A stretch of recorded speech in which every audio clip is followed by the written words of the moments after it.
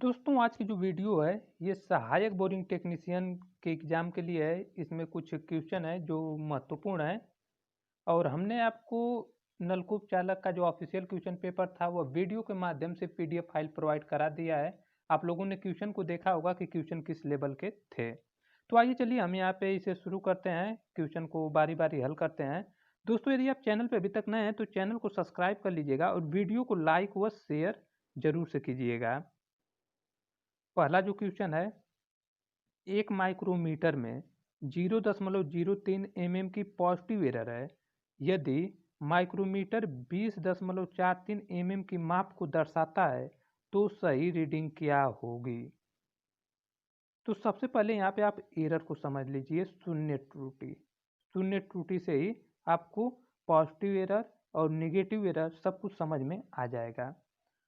शून्य त्रुटि माइक्रोमीटर के स्पिंडल और एनविल को आपस में संपर्क में जब लाएंगे तो थिम्बल का जीरो अगर स्लीव की डेटम लाइन के साथ मिल रहा है तो कोई त्रुटि नहीं है।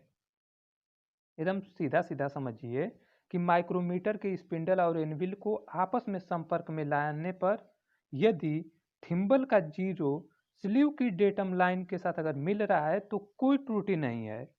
यदि थिम्बल का जीरो स्लीव की डेटम लाइन के साथ नहीं मिलेगा तब आपके माइक्रोमीटर में त्रुटि होगी और ये त्रुटि जो होगी या तो पॉजिटिव एरर होगा या निगेटिव एरर होगा। क्योंकि जो शून्य त्रुटि होती है यह दो प्रकार की होती है, एक पॉजिटिव एरर एक निगेटिव एरर। तो यहाँ पे जो है आपके क्वेश्चन में पॉजिटिव एरर दिया गया है। पॉजिटिव एरर को एक बार आप समझ लीजिए, यदि थिम्बल का जीरो स्लीव की डेटम लाइन से अगर पीछे रह जाता है तब जाके आपके माइक्रोमीटर में जो है धनात्मक त्रुटि होगी। और इसके लिए आपको क्या करना पड़ेगा इसको समझ लीजिए, क्योंकि यहीं से आप क्वेश्चन को हल कर पाएंगे। पॉजिटिव एरर को माइक्रोमीटर द्वारा जो माप ली गई होती है उसमें से घटा देते हैं, यानी माइक्रोमीटर जो माप दर्शा रहा है उसमें से पॉजिटिव एरर को आप घटा देंगे। तो आइए चलिए इसे घटा कर देख लेते हैं। तो यहाँ पे जो आपका माइक्रोमीटर द्वारा दर्शाया गया माप है वह 20.43 है और पॉजिटिव एरर जो है वह 0.03 है। आप इसे घटा दीजिए तो यहाँ पे हो जाएगा 04.02, यानी 20.40। विकल्प नंबर ए जो है 20.40 एमएम आपका सही है। अगला जो क्वेश्चन है,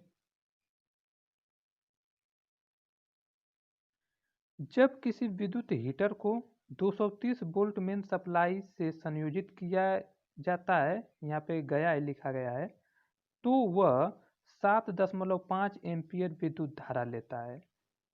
उसके एलिमेंट का प्रतिरोध कितना है? क्वेश्चन को एक बार आप लोग फिर से समझ लीजिए। किसी विद्युत हीटर को 230 वोल्ट मेन सप्लाई से जब जोड़ा जाता है तो वह 7.5 एम्पियर विद्युत धारा लेता है। तो उसके एलिमेंट का प्रतिरोध आपसे पूछा जा रहा है। सबसे पहले तो आप लोग देख लीजिए, V बराबर जो है आपका दे दिया गया है और I बराबर जो है धारा ये भी आपका दे दिया गया है। तो यहाँ से V बराबर IR होता है। अगर आप इसे करना चाहेंगे तो R बराबर V बाई आई।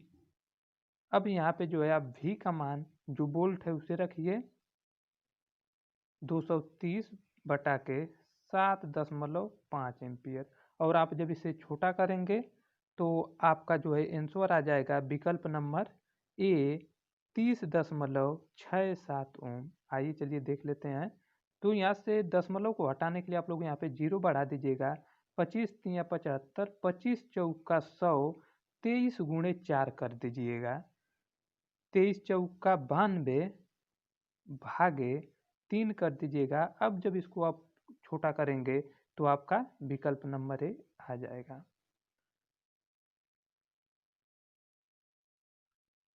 अगला क्वेश्चन है, नर्लिंग ऑपरेशन निम्न प्रकार किया जाता है। तो सबसे पहले आप लोग नर्लिंग को समझ लीजिए। जब कोई पकड़ने वाली धातु अगर वह अधिक जब मुलायम जब हो जाएगी तो वह फिसलने लगती है। और अगर उस पे थोड़ा-थोड़ा उभरा हुआ खाँचा काट दिया जाता है, जैसा कि आप लोग ट्रेनों में देखे होंगे कि जब आप प्लेटफ़ॉर्म पर से चढ़ते हैं, तो जो पकड़ने वाला जो रॉड लगा होता है, कुछ ट्रेनों में उस पे थोड़ा-थोड़ा उभरा हुआ नर्लिंग वो की गई होती है, ताकि जब आप उसे पकड़ें तो वो फिसले ना। उसी तरह से जो उभार जो होता है वही नर्लिंग कहलाता है। अब यहाँ पे जो क्वेश्चन क्या है, उसको देख लीजिए। तो यहाँ पे जो आपका विकल्प नंबर डी होगा, वह यहाँ पे सही होगा। विकल्प नंबर जो डी है, टर्निंग से 1/3 गुनी स्पीड पर जो है आपकी नर्लिंग की जाती है।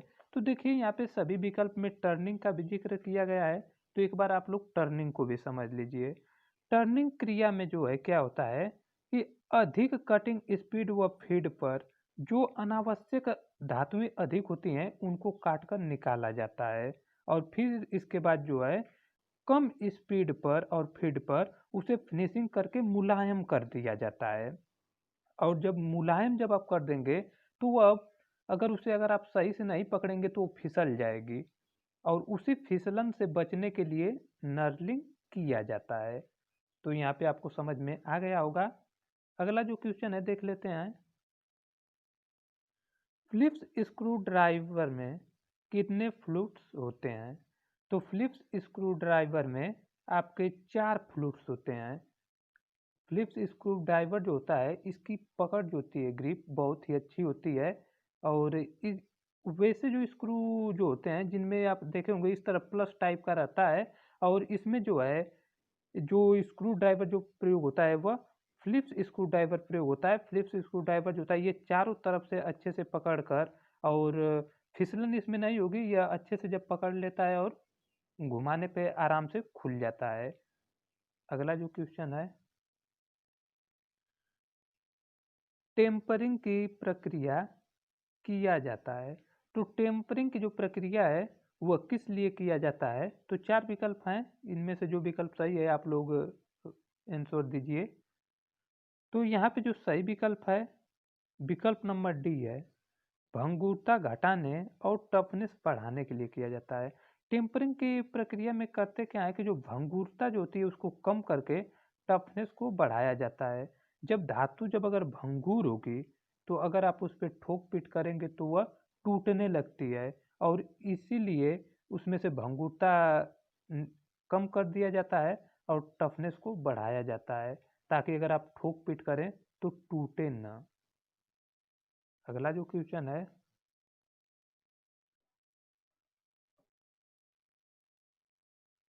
असमान आकार के जाप को निम्न चक पर पकड़ते हैं। तो असमान आकार के जाप को फोरजा चक पे पकड़ते हैं। फोरजा चक का एक और नाम है इंडिपेंडेंट चक। इंडिपेंडेंट चक जो होता है ये फोरजा चक को ही कहते हैं। और इसमें जो जाप जो होता है वह पूर्ण शुद्धता के साथ पकड़ा जाता है। और अगर इस चक का प्रत्येक जा को अगर आप उल्टा लगाकर बड़े साइज के जाब को आसानी से पकड़ सकते हैं। थ्री जा चक जो यहाँ पे देखिए विकल्प नंबर ए दिया गया है। थ्री जा चक जो होता जो है इसको यूनिवर्सल चक भी कहते हैं। और इसमें जो है छोटे साइज के जाप को पकड़ा जाता है। अगला जो क्वेश्चन जो है, इनसाइड माइक्रोमीटर का अल्पतमांक कितना होता है? इनसाइड माइक्रोमीटर का अल्पतमांक कितना होता है? तो यहाँ पे 4 विकल्प हैं। तो इसका जो सही विकल्प है विकल्प नंबर बी है, 0.01 mm जो है यह इनसाइड माइक्रोमीटर का अल्पतमांक होता है। और अल्पतमांक जो होता जो है यानी सबसे जो कम जो दूरी जो है इनसाइड माइक्रोमीटर के द्वारा वह 0.01 mm मापी जा सकती है। अगला जो क्वेश्चन है, देखिए ये क्वेश्चन छोटा दिख रहा है लेकिन ऐसे क्वेश्चन अक्सर एग्जाम में पूछे जाते हैं। एक गैलन में डॉट डॉट लीटर होता है। 1 गैलन में कितना लीटर होता है? 4 विकल्प हैं। इसमें जो है आपका विकल्प नंबर सी सही है। 4.543 लीटर होता है 1 गैलन में। ये जो क्वेश्चन है, जब ट्यूबवेल ऑपरेटर का पेपर, पहला जो पेपर हुआ था जो कैंसिल कर दिया गया, उसमें ये क्वेश्चन पूछा गया था। अगला जो क्वेश्चन जो है, आपेक्षिक घनत्व का मात्रक होता है। आपेक्षिक घनत्व का मात्रक होता है। 4 विकल्प हैं। इसमें जो विकल्प सही है आप लोग देख लीजिए। तो आपेक्षिक घनत्व का मात्रक नहीं होता है, क्योंकि आपेक्षिक घनत्व जो होता है यह अनुपात में होता है, और अनुपात में ये होता है, इसीलिए इसका कोई मात्रक नहीं होता है। अगला जो क्वेश्चन है, एक तांबे की छड़ का हवा में भार 500 ग्राम है। जब इसे पानी में तोला जाता है तो इसका भार 300 ग्राम होता है। तांबे का आपेक्षिक घनत्व क्या होगा? दोस्तों, आप लोग साइंस के ऐसे क्वेश्चन भी हल कीजिएगा, क्योंकि आप लोग जब ट्यूबवेल ऑपरेटर का पेपर देखे होंगे तो उसमें क्वेश्चन जो था, सवाल जो थे वो भी पूछे गए थे। तो इसलिए आप लोग तैयारी पहले से ही अपनी कर लीजिएगा। तो यहाँ पे देखिए, तांबे का आपेक्षिक घनत्व पूछा जा रहा है। तो तांबे की छड़ का हवा में जो भार जो है वो 500 ग्राम है। अगर जब इसे पानी में तौला जाता है तो उसका भार जो है 300 ग्राम हो जाता है। यानी छड़ का हवा में भार 500, और इसको जब घटाएंगे, छड़, तांबे की छड़ का हवा में जो भार जो है वो 500 है, और जब पानी में जब तौला जब गया तो 300 हो गया, 300 ग्राम हो गया। तो इसमें कमी कितनी आई? तो 200 ग्राम की जो है इसमें कमी आई। तो तांबे की छड़ का हवा में भार बटा के जब पानी में जब तौला गया तो आई कमी 200, और यहाँ पे जो है आपेक्षिक घनत्व होगा। यानी तांबे का आपेक्षिक घनत्व बराबर हवा में, तांबे की छड़ का हवा में भार बटा के जब इसे पानी में तोला गया तो कितनी कमी आई, उसको बटा में लिखेंगे और यहाँ पे भाग दे देंगे। तो यहाँ पे जो है आपका आ जाएगा 2.5। यानी विकल्प नंबर जो डी है यही आपका सही होगा। अगला जो क्वेश्चन जो है, गति का तृतीय समीकरण डॉट डॉट है। यानी इसमें जो गति का तृतीय समीकरण कौन है वही आपको बताना है। तो यहाँ पे जो विकल्प नंबर ए है, यही जो है गति का तृतीय समीकरण है। वी स्क्वायर बराबर यू स्क्वायर प्लस 2 AS। ये जो गति का जो तृतीय जो समीकरण है, इसे आप लोग याद रखिएगा। और जो गति के जितने भी समीकरण हैं, आप सभी समीकरण को याद रखिएगा, क्योंकि क्वेश्चन जो है आपके एग्जाम में इससे भी आ सकते हैं। अगला जो क्वेश्चन जो है, एक कार 72 किलोमीटर प्रति घंटे की रफ्तार से चल रही है। कार को ब्रेक लगाकर 45 सेकंड में रोक दिया जाता है। तो उत्पन्न हुए मंदन त्वरण की गणना कीजिए। तो सबसे पहले आप लोग समझ लीजिए, v जो होता है यह अंतिम वेग होता है, u जो होता है ये प्रारंभिक वेग होता है, और a जो है इससे त्वरण को दर्शाते हैं। अब चलिए आगे चलते हैं। जो ये 72 किलोमीटर प्रति घंटा है, इसे हम मीटर प्रति सेकंड में पहले बदल लेते हैं, क्योंकि यहाँ पे जो ऑप्शन था वो मीटर प्रति सेकंड में था।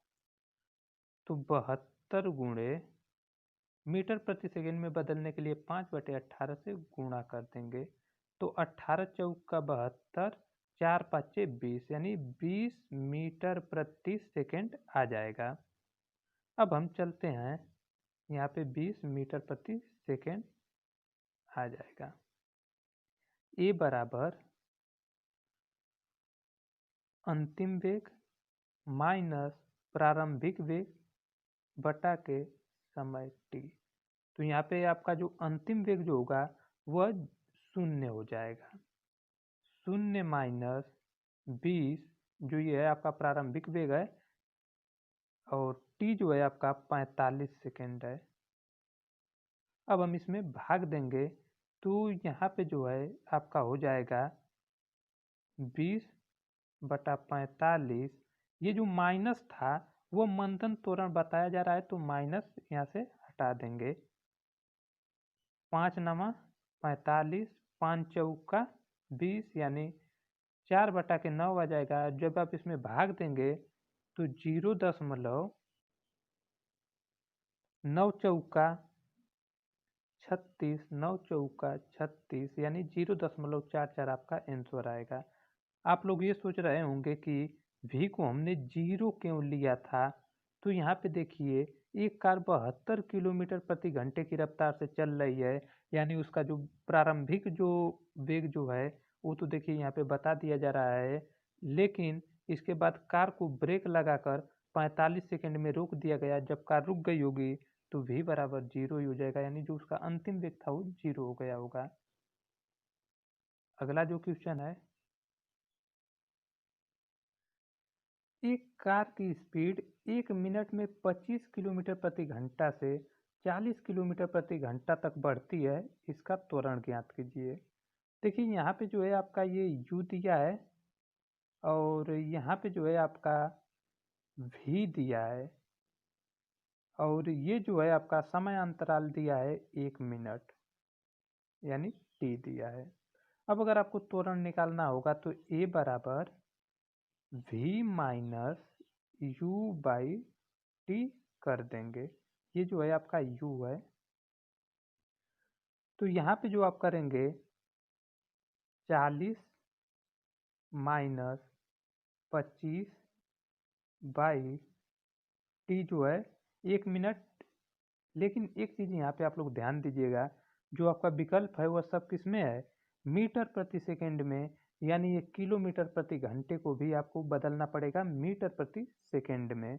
और यहाँ पे आप 1 मिनट में 60 सेकंड, और ये जो सब घंटे में है, अगर आप इसको अगर बदलना चाहेंगे तो यहाँ 3600 सेकंड कर सकते हैं।